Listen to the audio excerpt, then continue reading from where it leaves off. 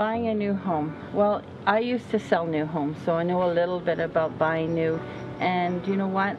We worked for the builder. This buyer would come in. We would give them the information, but they had no representation at all. Yes, they got to choose all the items like the countertops, the fridges, or the cupboards, flooring. But you know what? It came with a price. And everything with the builder, with buying a new home, comes with a price. At least if you're buying resale, a lot of that stuff's already done. You don't have the complicated forms because you have an agent like us who will go through the forms with you so that you understand what it is that you're signing. A lot of the time with buying a new home, you have to put the driveway in. You have to do the landscaping because they don't come with the landscaping package. And in most cases, you can't do landscaping for at least a year.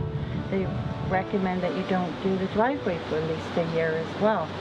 So, you know, resale is the way to buy. We've never owned a new home.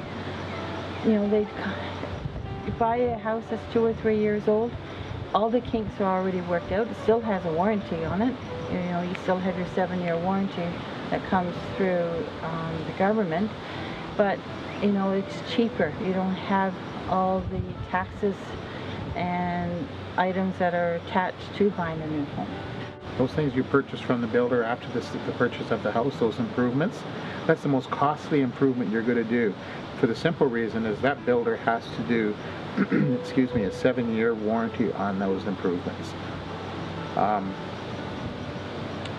Resale-wise, oftentimes the builder is priced so high due to construction costs, I understand that, but so high that unless you're willing to hang on to your home for greater than 5 years, we as resale agents cannot get you out of that property simply because, according to our standards, you have overpaid.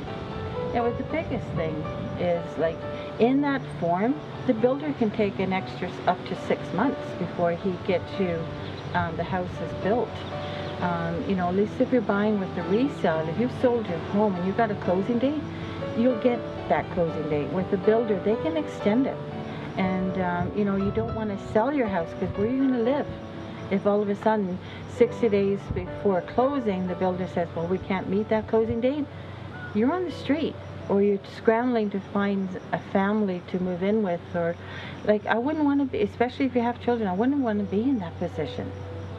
There's a very, very real possibility, especially during real estate booms, that the builders will extend their closing date. And like Linda said, you then are in trouble because you've sold your existing home with a concrete, firm closing date.